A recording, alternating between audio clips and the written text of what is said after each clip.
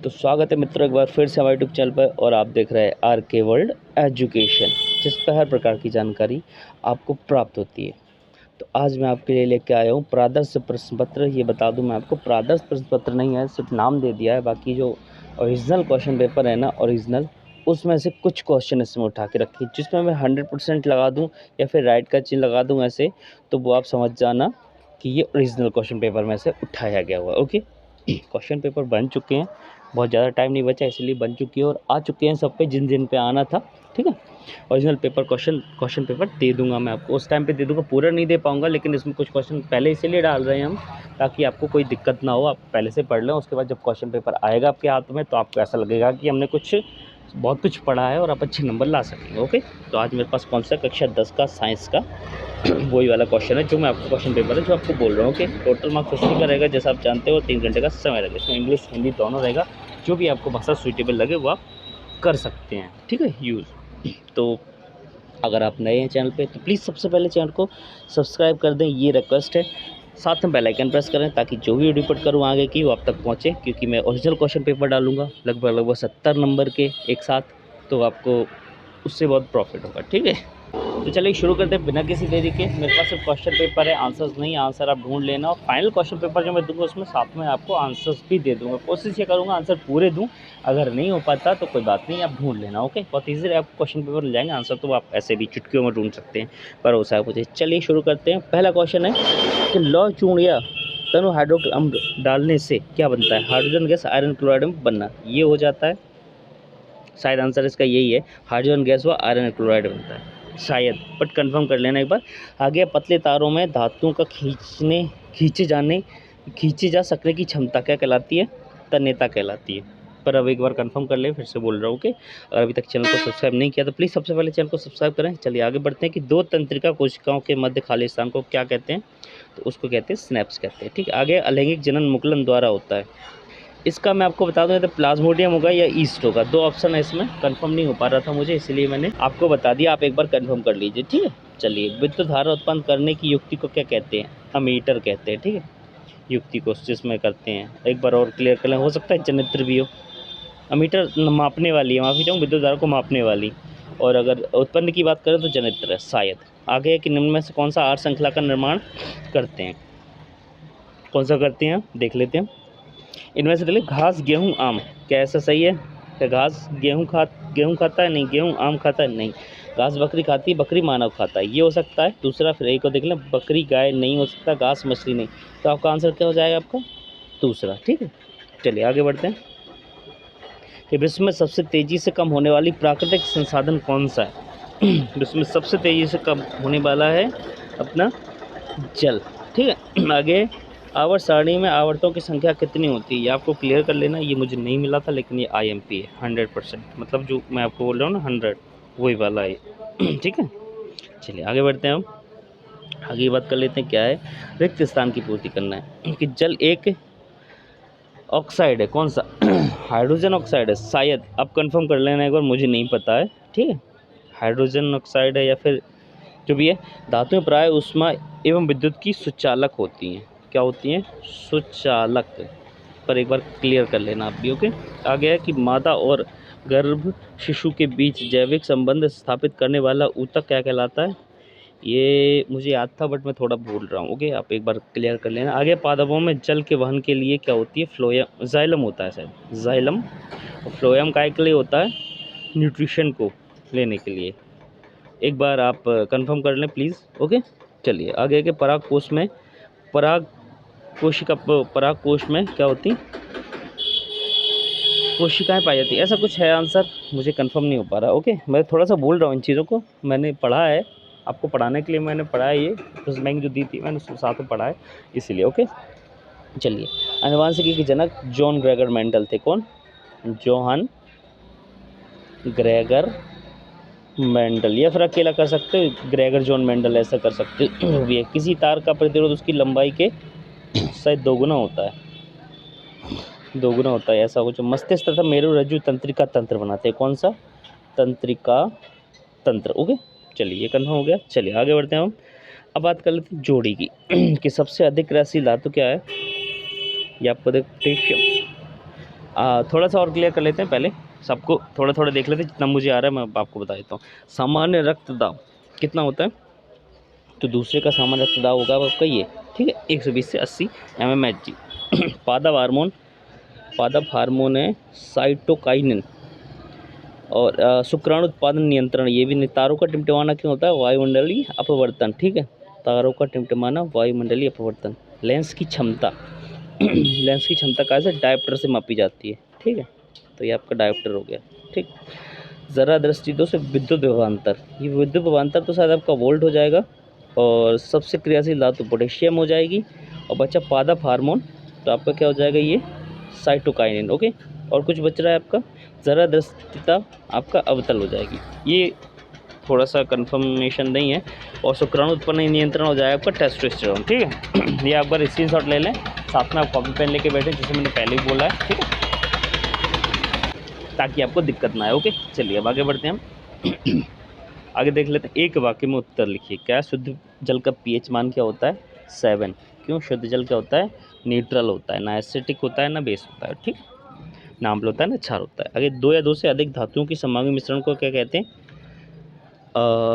संयोगी ऐसा कुछ बोलते हैं, बट प्लीज़ आप एक बार इन सब क्वेश्चंस को आंसर्स में ढूंढिए इनका आंसर और रट लीजिए। कौन कौन से, शुद्ध जल वाला, दूसरा दो या दो से अधिक, तीसरा लेंस से, और जो अपने सही जोड़ी मैंने आपकी बताई ना, सही जोड़ी तो बिल्कुल रट लें, ओके, बिल्कुल क्लीन रट लें, जैसे थी वैसी, ठीक है।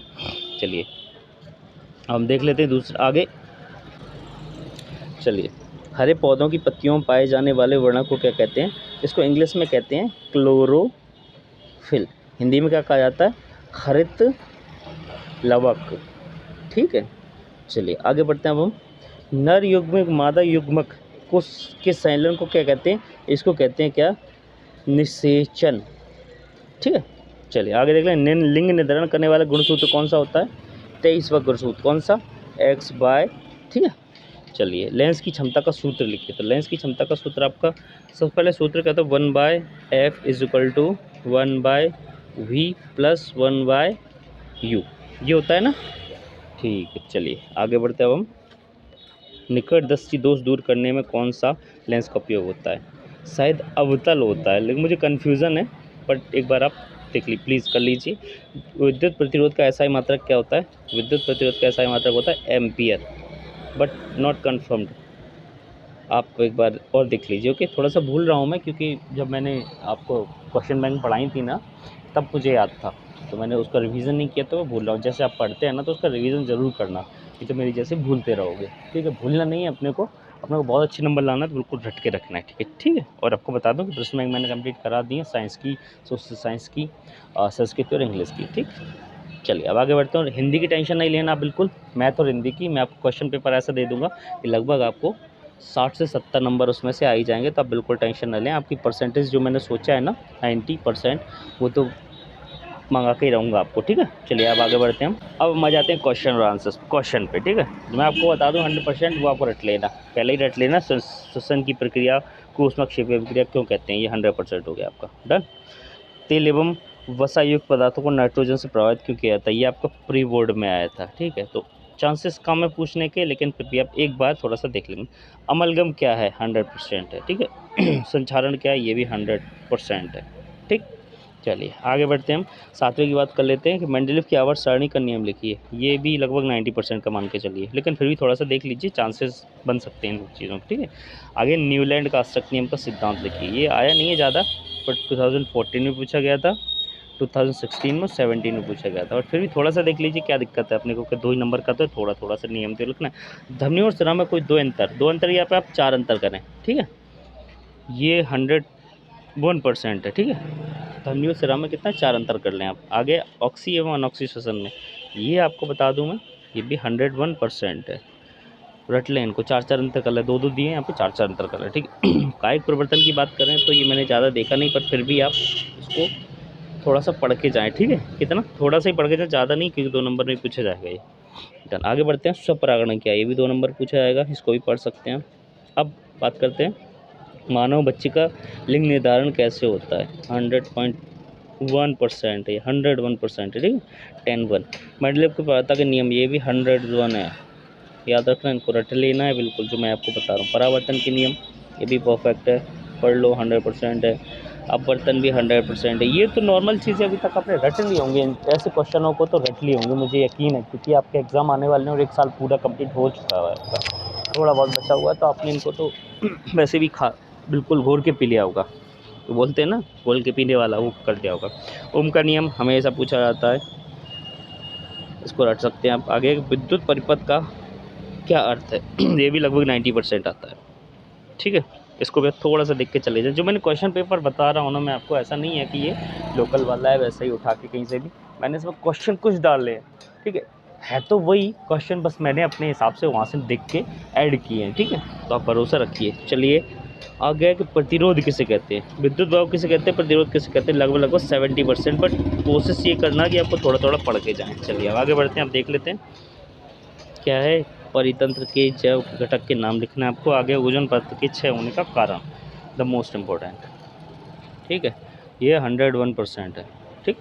चलिए 15 की बात कर लेते हैं, 3 नंबर वाले आ गए। रासायनिक समीकरण को संतुलित कीजिए। ये रासायनिक समीकरण जरूरी नहीं यही वाली हैं, ठीक है, लेकिन फिर भी आप एक बार रासायनिक समीकरण को संतुलन करना सीख जाइए। वो कहाँ से सीख पाएंगे आप, यूट्यूब से। बेस्ट चीज़ है, यूट्यूब पे जाइए और इस पर अगर सर्च करेंगे रासायनिक समीकरणों को क्या करना, संतुलित करना, कैसी भी, तो कैसे समझाया जाता है वो लोग, मैथ जैसा ही। एक चीज़ ये क्या है, ये मैथ जैसा है, मैथ की जो वो होती है ना स्टेप बाय स्टेप, उस प्रकार से समझना होता है इनको रटना नहीं होता, ठीक है। चलिए आगे देख लेते हैं, हम इनको समझिए, ओके। अब आ जाते हैं हम, रासायनिक अभिक्रिया किसे कहते हैं, संयोजन व प्रतिस्थापन अभिक्रिया को उदाहरण से समझाइए, द मोस्ट इम्पोर्टेंट।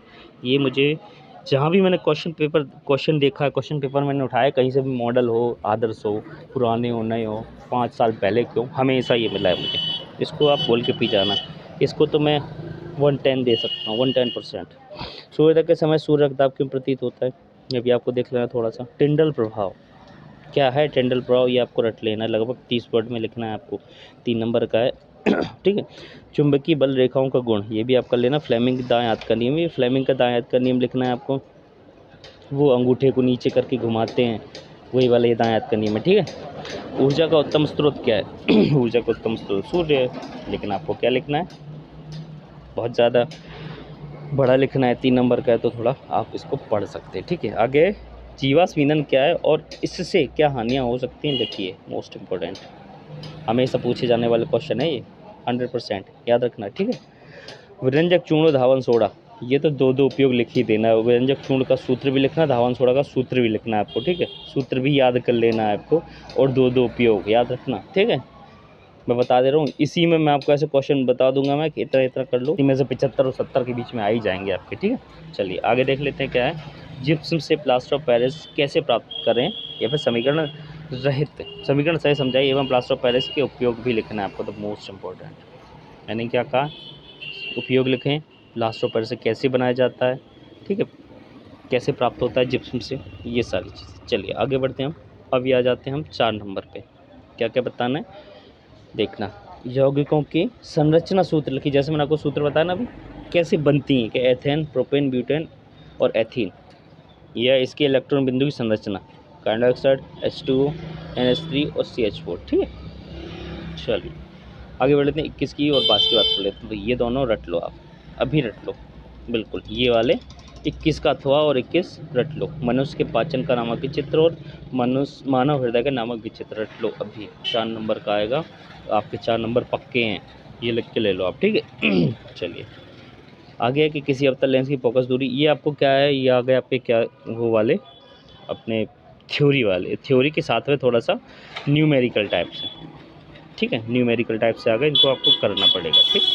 इन दोनों को देख लीजिए आप, स्क्रीनशॉट लेकर रख लीजिए, कुछ नहीं है, छोटे छोटे हैं, ज़्यादा बड़े नहीं, पहले भी इनका आंसर बताए मैंने, तिमाही में पूछा गया था ये वाला, ठीक है। और आपका 6 माही में भी इस प्रकार से आया था, लेकिन तिमाही में ये वाला पूछा गया था, कौन सा, ये वाला, और 6 माही में भी इस प्रकार से आया था, लेकिन थोड़ा अलग था वो, ठीक है। उसमें शायद 2.4 m कुछ करके दिया था, ये 15 सेंटीमीटर या 2.4 फीट दिया था, ठीक।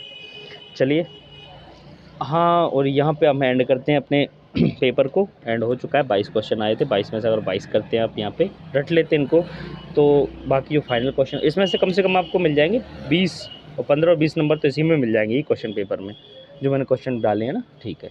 उसके बाद बात करते हैं जो फाइनल की, तो फाइनल में आपको लगभग 70 नंबर का मैं आपको दे दूँगा, आप बिल्कुल टेंशन ना रहें, बिल्कुल टेंशन ना लें, ठीक है। अच्छे से पढ़िए आप, जो मैं बता रहा हूँ वो पढ़िए आप, बिल्कुल आप अच्छे नंबर से पास होंगे, कोई दिक्कत नहीं है, ठीक है। चलिए मिलता हूँ अगली वीडियो में यहीं समाप्त करके।